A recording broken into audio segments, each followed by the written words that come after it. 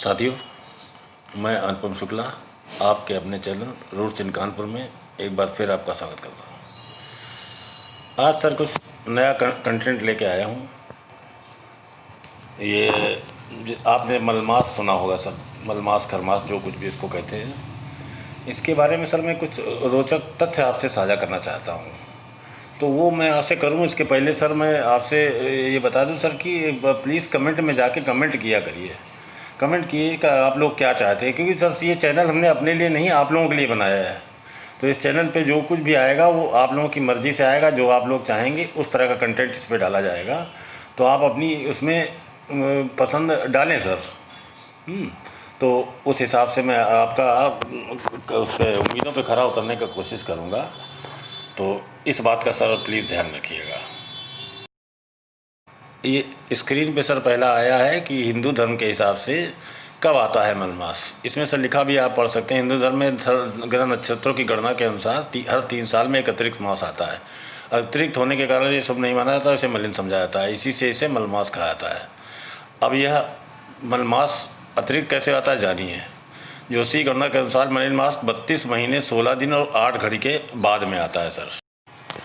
अब आगे चलते हैं। अब आपकी स्क्रीन पे इसका सेकेंड फैक्ट आ रहा है सर।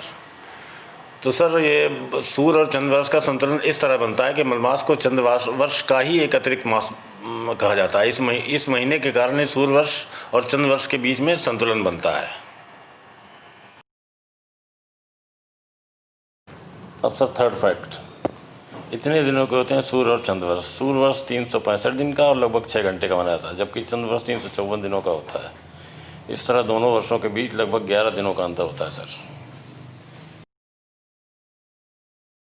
फैक्ट पे आते हैं सर। इस तरह बनता है मलमास। चंद्र और सूर्य वर्ष के बीच 11 दिनों का यह अंतर हर 3 साल में करीब 1 महीने का हो जाता है।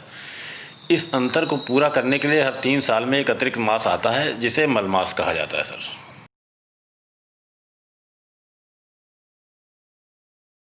अब सर 5वें और अंतिम तथ्य पर आते हैं। क्या कहते हैं, ऐसा कहते हैं पुराणों के आधार पर चंद्रमास के हर महीने के लिए एक अलग देवता होते हैं जो उस महीने के स्वामी होते हैं, जबकि मलमास का स्वामी बनने के लिए सभी देवताओं के मना करने पर भगवान विष्णु इस महीने के स्वामी बने। इसी कारण इस माह में विष्णु पूजन किया जाता है सर। तो सर ये तो ही मलमास की बात। अब आगे चलते हैं। ये कुछ धार्मिक तथ्य हैं सर, ये आप पास करके देख लीजिएगा। हमारा उद्देश्य थोड़ा अलग है, मैं आगे आपको बताता हूँ सर, इसको देख लीजिएगा। सर सदियों पहले केवल गणना के आधार पे हमारे यहाँ क्या क्या हो चुका है इसकी मैं आपको झलक दिखलाना चाहता हूँ सर। ये जयपुर का जंतर मंतर है। केवल सूरज की रोशनी के आधार पे सदियों पहले ये बनाया गया है, और इसमें कितने बेहतरीन तरीके से गणना के हिसाब से सारे त्यौहार सारी चीज़ों का ये इसमें किया जाता था। इसका आप अलग से गूगल सर्च करके सर देख सकते हैं। और इसके अलावा सर ये दिल्ली का जंतर मंतर है। आगे ये लगभग जैसे जयपुर का आपने भी देखा उसी तरीके का ये गणना का देखिए मतलब सदियों पहले हमारे धरोहर के रूप में ये चीज़ें हैं, और कितनी बेहतरीन है सर। गणना करने वाले कितने बेहतरीन हुआ करते थे सर। तो मैं अपने मुख्य मुद्दे पर आता हूँ और थोड़ा आपको कुछ तथ्य और बताना चाहता हूँ सर। 4 बांस 24 गज अंगुल अष्ट प्रमाण, ता ऊपर सुल्तान है मत चूको चौहान। सर स्क्रीन पे आपको चंद्रबरदारी का चित्र दिख रहा है, जिसने वो घायल पृथ्वीराज चौहान को गणना से बता दिया था, बांस की गणना करके बता दिया था, और पृथ्वीराज ने बंद आँखों से तीर मार के मुग़ल सुल्तान को मार दिया था। तो सर ये भी एक गणना का एक बहुत बेहतरीन उदाहरण है कि नहीं सर। ये हमारे इतिहास के फैक्ट में है सर। और आगे चलता हूँ सर। ये देखिए ये पुष्पक विमान है। हमारी पौराणिक कथाओं में जिक्र नहीं सर, राम सीता को पुष्पक विमान से श्रीलंका से अयोध्या गए थे। तो ये पुष्पक विमान क्या था, ये कोई तकनीक का नमूना था। चलिए पौराणिक सही, लेकिन था तो सर। ये भी एक हमारे इतिहास का प्राचीन इतिहास का एक अच्छा नमूना है सर।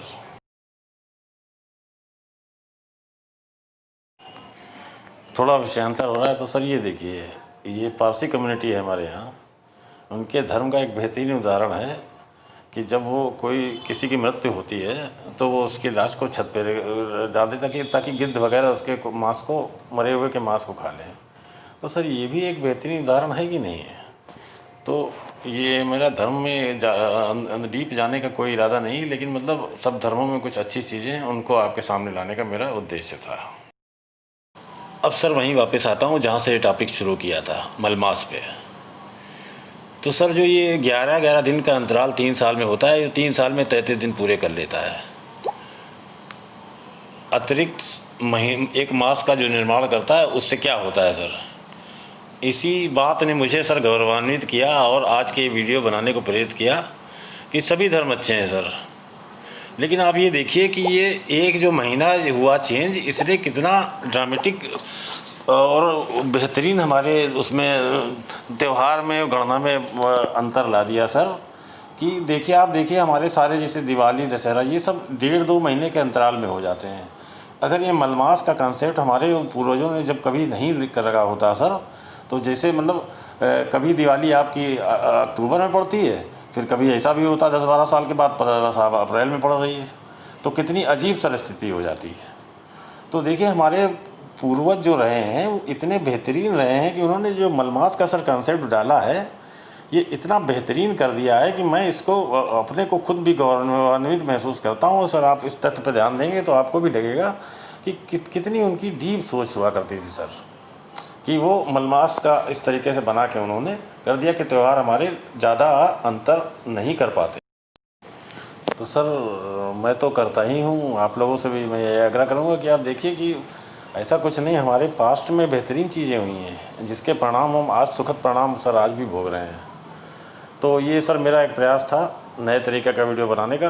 सर मैं आप लोगों से कहा करता हूँ कि कमेंट करके बताइए ताकि हमारा ये चैनल, हम सबका ये चैनल उस दिशा में जा सके जहाँ पे आप लोग चाहते हैं, क्योंकि ये मैंने अपने लिए सर नहीं बनाया है चैनल। इस चैनल पे आपके मन में जो विचार हों, जो आप चाहते हो उस तरीके से करेंगे, इसलिए शेयर कमेंट सब करते रहिए सर, तो उससे एक हमारा भी मनोबल बना रहेगा और मुझे लगेगा कि मैं कुछ सही कार्य कर रहा हूँ। क्योंकि जब तक आजकल सोशल मीडिया का ज़माना है, अगर कोई किसी भी चीज़ को लोगों का सपोर्ट अगर हासिल नहीं होगा तो वो कितनी भी बेहतरीन हो सर, वो आगे नहीं चल सकती है। तो अब वीडियो ज़्यादा बड़ा न बने, इसलिए मैं इसको यहीं पे ख़त्म कर रहा हूँ। और भी आपके मन में जो सर सब्जेक्ट आए वो मुझे बताइए, मैं उसका वीडियो बनाने का पूरा प्रयास करूँगा। Thank you sir. ये वीडियो आपको कैसा लगा कमेंट बॉक्स में ज़रूर लिखें। अच्छा लगा तो लाइक करें, चैनल को सब्सक्राइब करें और साथियों अपने ग्रुप्स में शेयर भी करें, क्योंकि खुशियाँ सर बांटने से बढ़ती हैं। और आपने इस वीडियो को अंत तक पूरा देखा, इसके लिए मैं आपका हृदय से शुक्रगुजार हूँ। Thank you. अपना ख्याल रखें।